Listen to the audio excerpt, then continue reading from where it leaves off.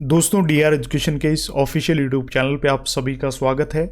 देखिए दोस्तों, intelligence bureau जिसको आप आईबी या फिर खुफिया विभाग के नाम से जानते हैं, उसके अंदर ड्राइवर की नई वैकेंसीज आ चुकी हैं, जिसको नोटिफिकेशन के हिसाब से नाम दिया जा रहा है सिक्योरिटी असिस्टेंट मोटर ट्रांसपोर्ट। और देखिए दोस्तों, इसमें खास बात यह है कि अगर आप सिर्फ 10th पास हैं प्लस में आपके पास 1 साल पुराना एलएमवी लाइसेंस है, तो आप इन वैकेंसीज के लिए आवेदन कर पाएंगे।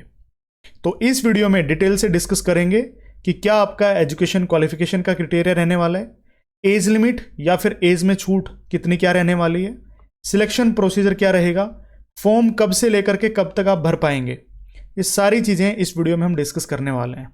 इन सभी पॉइंट्स के ऊपर हम कंप्लीट डिस्कशन करेंगे, तो वीडियो को एंड तक देखना, आपके सारे के सारे जो पॉइंट्स हैं वो क्लियर हो जाएंगे। ठीक है, अगर कोई पॉइंट रह भी जाता है तो आप कमेंट सेक्शन में लिख करके भी बता सकते हैं। नेक्स्ट वीडियो में हम उन पॉइंट्स के ऊपर भी डिस्कशन कर लेंगे। देखिए, अगर मैं यहाँ पे अलग अलग कैटेगरीज के हिसाब से, और अगर मैं यहाँ पे बात करूँ कि सिक्योरिटी असिस्टेंट मोटर ट्रांसपोर्ट के साथ में कौन सी वैकेंसीज और जारी हुई हैं, तो देखिए ये जो आपका एम्प्लॉयमेंट नोटिस है, ये कोई वेबसाइट पे डाला हुआ नोटिफिकेशन नहीं है, ये एम्प्लॉयमेंट नोटिस है जो सितंबर 2023 का जो एम्प्लॉयमेंट न्यूज़ वाला जो सेक्शन था उसके अंदर ये कटिंग जारी की गई थी। अब इसमें एक तो सिक्योरिटी असिस्टेंट मोटर ट्रांसपोर्ट और दूसरा एमटीएस की जो वैकेंसीज हैं वो जारी की गई हैं। ठीक है, अगर मैं सिक्योरिटी असिस्टेंट मोटर ट्रांसपोर्ट की बात करता हूं, यानी आपकी एज ए ड्राइवर वाली, तो वो वैकेंसीज है 362, अगर मैं सभी कैटेगरीज को मिला करके बात करूं। और अगर मैं अलग अलग कैटेगरीज के हिसाब से बात करता हूं, तो यहाँ पे आप देख पाएंगे सिक्योरिटी असिस्टेंट मोटर ट्रांसपोर्ट की जर्नल की 221 वैकेंसीज हैं, ओबीसी एनसीएल यानी नॉन क्रीमी लेयर की 60 वैकेंसीज हैं, एससी की 34 वैकेंसी हैं, एसटी की हैं 30 वैकेंसीज, और ईडब्ल्यूएस कैटेगरी की जो हैं वो हैं 17 वैकेंसीज। ऐसे करके टोटल आपकी वैकेंसीज हैं 362। ठीक है, ये मैं सिक्योरिटी असिस्टेंट मोटर ट्रांसपोर्ट की बात कर रहा हूं। इसके अलावा अगर आप एमटीएस जर्नल की वैकेंसीज के लिए भी फॉर्म अप्लाई करना चाहें तो ये भी आप वैकेंसीज देख पाएंगे। इसमें 315 वैकेंसीज हैं, अलग अलग कैटेगरीज के हिसाब से आप यहाँ पे देख पाएंगे। ठीक है, तो आप अगर आवेदन करना चाहें तो एमटीएस जर्नल के लिए भी आवेदन कर सकते हैं। ठीक है, अब देखिए, अगर मैं सिक्योरिटी असिस्टेंट मोटर ट्रांसपोर्ट की बात करता हूं, यानी आप एज ए ड्राइवर जॉब करेंगे इंटेलिजेंस ब्यूरो के अंदर यानी आईबी में, तो उसका आगे का जो सिलेक्शन प्रोसीजर है या फिर बाकी के जितने भी क्राइटेरियाज हैं वो क्या रहने वाले हैं उन पे बात कर लेते हैं, क्योंकि मैं मेन फोकस रखूंगा आपके मोटर ट्रांसपोर्ट वाली वैकेंसीज के ऊपर। ठीक है, हालांकि देखिए, अगर मैं पर्सनल रिकमेंडेशन करना चाहूँ तो सिक्योरिटी असिस्टेंट एग्जीक्यूटिव की वैकेंसीज आती हैं आईबी के अंदर, और वो भाई देखो, जो एसएससी के अच्छे खासे से खासी जो पोस्ट होती है ना, उनकी जो तैयारी करने वाले कैंडिडेट्स हैं, स्टूडेंट्स हैं, वो भी सिक्योरिटी असिस्टेंट एग्जीक्यूटिव वैकेंसीज के लिए मरते हैं, अगर मैं पर्सनली रिकमेंडेशन करना चाहूँ। क्योंकि आईबी के अंदर जॉब करना हर एक बंदा चाहता है कि भाई किस तरीके का खुफिया विभाग होता है, उसके अंदर हम भी जॉब करके देखें। तो मेरी पर्सनल राय है कि अगर आप एज ए ड्राइवर जॉब करना चाहते हैं तो भाई बहुत अच्छी अपॉर्चुनिटी है, इसमें अपनी जी और जान सब कुछ लगा करके और आप इस एग्ज़ाम को क्वालिफाई करें।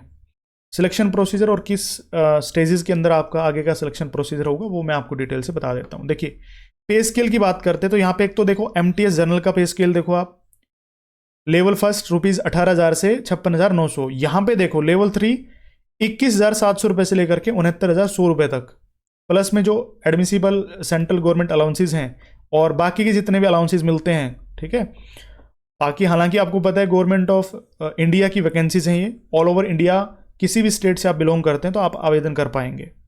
ठीक है, और मिनिस्ट्री ऑफ होम अफेयर्स की वैकेंसी है ये, ऐसी बात नहीं है, सारे के सारे जो रूल एंड रेगुलेशंस लगते हैं या जो भी पे मैट्रिक्स वगैरह या अलाउंसेस लगेंगे वो जोड़ जाड़ करके आपकी बहुत अच्छी खासी सैलरी है वो बनने वाली है इसके अंदर। अगर मैं यहाँ पे एसेंशियल क्वालिफिकेशन की बात करता हूँ तो मैंने आपको अभी भी बताया था कि अगर आपने 10th पास कर रखी है और आपके पास, देखो यहाँ पे सिर्फ लिख रखा है ओनली फॉर एसए यानी सिक्योरिटी असिस्टेंट मोटर ट्रांसपोर्ट, तो आपके पास एलएमवी लाइसेंस होना चाहिए मोटर कार चलाने का जो होता है ना, प्लस में आपके पास एटलीस्ट 1 ईयर का एक्सपीरियंस होना चाहिए। 1 साल पुराना लाइसेंस होगा तभी आप एक्सपीरियंस बनवा पाएंगे किसी प्राइवेट ऑर्गेनाइजेशन से या डिपार्टमेंट से, है ना। तो 1 साल पुराना एक्सपीरियंस सर्टिफिकेट आपके पास होना चाहिए, साथ में लाइट मोटर व्हीकल लाइसेंस आपके पास होना चाहिए, और 10th पास आप अगर हैं तो आप आवेदन कर पाएंगे। तीन चीज़ें मैंने आपको यहाँ पे बताई हैं। एक तो 10th पास आप हों, साथ में LMV लाइसेंस आपके पास हो 1 साल पुराना, तभी आप 1 साल पुराना जो एक्सपीरियंस सर्टिफिकेट है यानी उसके हिसाब से एक्सपीरियंस सर्टिफिकेट है वो बनवा पाएंगे। ठीक है, तो ये तीन चीज़ें आपके पास हैं तो वो आपकी एसेंशियल क्वालिफिकेशन में ऐड हो जाते हैं, बाकी आपको कुछ नहीं चाहिए।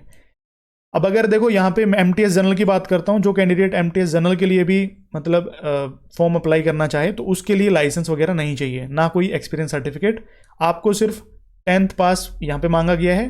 साथ साथ में जिस भी स्टेट से आप फॉर्म फिल करेंगे उस स्टेट का डोमिसाइल आपके लिए जरूरी है। क्या कह रखा है यहाँ पे भाई, एक तो 10th पास होना चाहिए, साथ साथ में जिस स्टेट से आप फॉर्म अप्लाई करेंगे वहाँ का डोमिसाइल सर्टिफिकेट आपका होना चाहिए, यानी मूल निवास प्रमाण पत्र आपके पास हो। अगर मैं सिक्योरिटी असिस्टेंट मोटर ट्रांसपोर्ट की बात करता हूँ तो भाई 10th पास प्लस में जिस स्टेट से आप बिलोंग करते हैं उसका domicile certificate, light motor vehicle licence plus में 1 साल का एक्सपीरियंस होना चाहिए। किसका? वही लाइट मोटर व्हीकल चलाने का, मोटर कार चलाने का। ठीक है, तो आप वो भी कहीं ना कहीं से बनवा लोगे, वो मुझे आपके ऊपर पूरा भरोसा है। ठीक है, एक्सपीरियंस सर्टिफिकेट आप बनवा सकते हैं, कोई इतनी बड़ी बात नहीं होती है।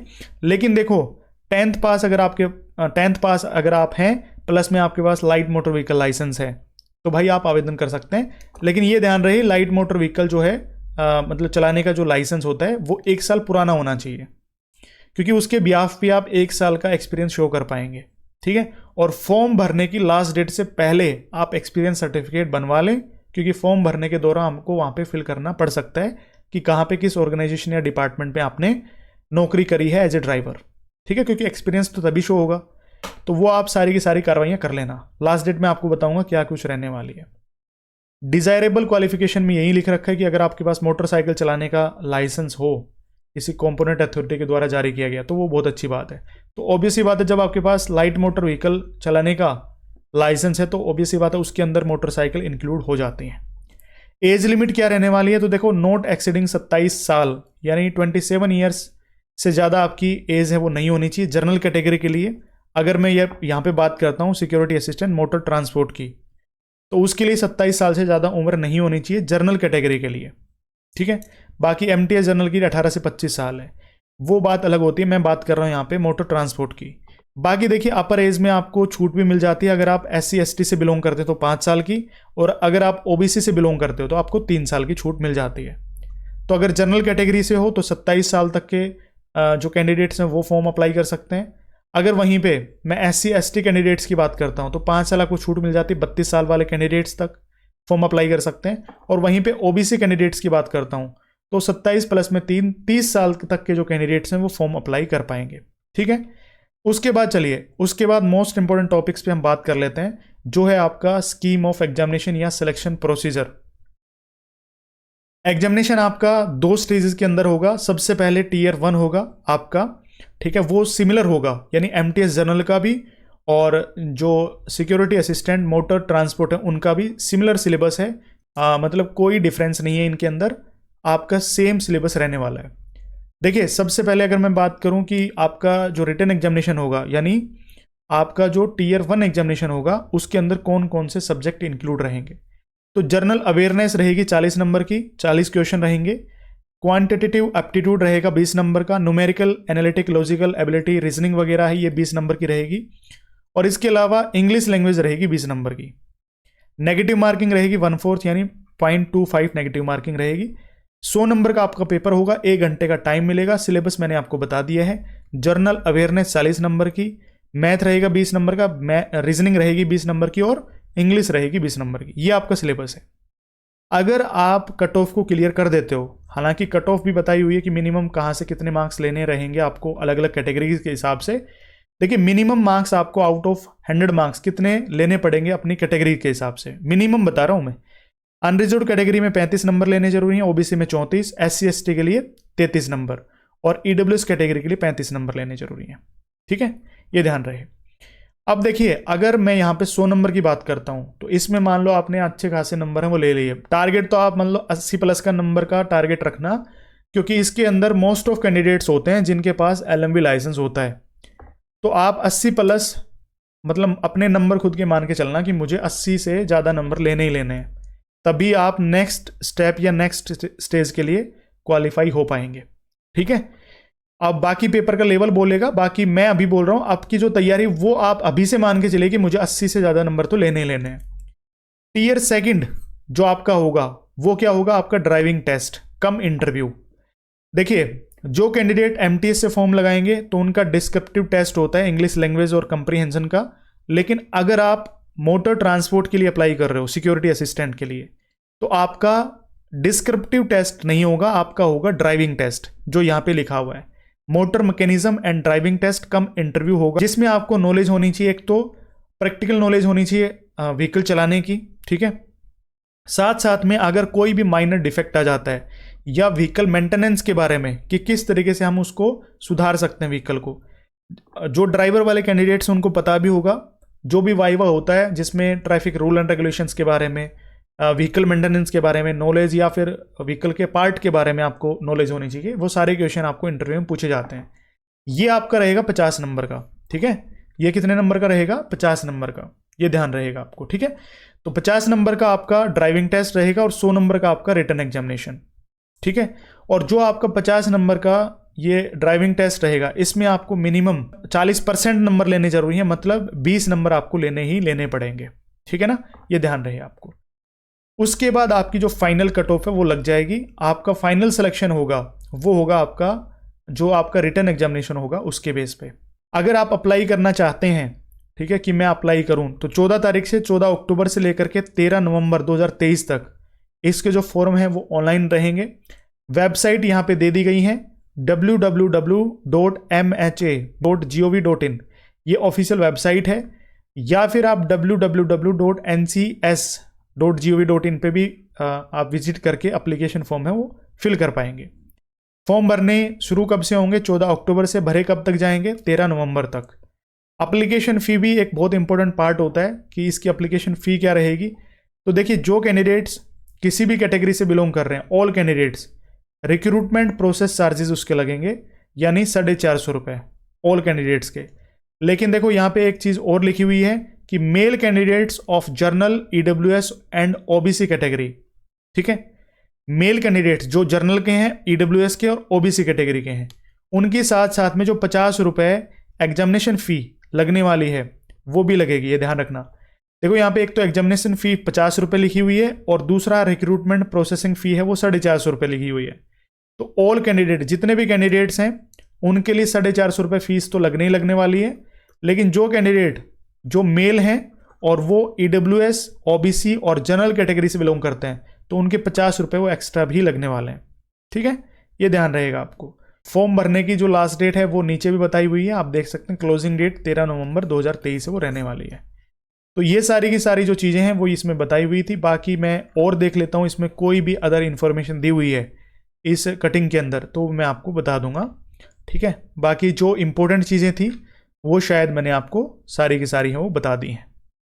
ठीक है, हाँ, एक चीज़ और ध्यान रख लेना, यहाँ पे 7 नंबर के पॉइंट पे लिखा हुआ है कि आपकी जो भी इंफॉर्मेशन है, आपका एलिजिबिलिटी क्राइटेरिया है, आपका रिजर्वेशन बेनिफिट है, एज रिलैक्सेशन है, या कोई सिलेक्शन के अंदर किसी भी तरीके से आपने रिजर्वेशन लिया हुआ है, तो सबका सब जो काउंट होगा वो क्लोजिंग डेट से ही काउंट होगा। ये आपकी क्रूशियल डेट आप मान सकते हैं 13 नवंबर 2023। तो दोस्तों, ये जो वेबसाइट्स हैं, ठीक है, या फिर ये जो शॉर्ट नोटिस है जो एम्प्लॉयमेंट न्यूज़ के अंदर जारी किया गया है, ये कटिंग का पूरा जो विवरण है ये आपको टेलीग्राम चैनल पे मिल जाएगा। टेलीग्राम चैनल का लिंक आपको इस वीडियो के डिस्क्रिप्शन में दिया हुआ है, आप उस पर क्लिक करके टेलीग्राम चैनल को जरूर ज्वाइन कर लेना। बाकी फुल नोटिफिकेशन जैसे ही वेबसाइट पे आएगा वो भी मैं आप सभी के साथ में टेलीग्राम चैनल पे शेयर कर दूंगा और एक उसके लिए सेपरेट वीडियो भी बना दूंगा कि भाई ऑफिशियल जो नोटिफिकेशन है, एडवर्टाइजमेंट है, वो वेबसाइट पे जारी हो गई है। ठीक है दोस्तों, तो इस वीडियो में यही इन्फॉर्मेशन थी आप सभी के लिए, यही अपडेट थी आप सभी के लिए। आगे भी अगर आपको ऐसी ही ऑथेंटिक और जेन्युइन इन्फॉर्मेशन चाहिए तो आप टेलीग्राम चैनल को और साथ साथ में हमारे इस यूट्यूब चैनल को जरूर सब्सक्राइब कर लेना, क्योंकि इन पे आपको आगे भी ऐसी ही ऑथेंटिक इन्फॉर्मेशन मिलती रहेंगी। Thank you so much.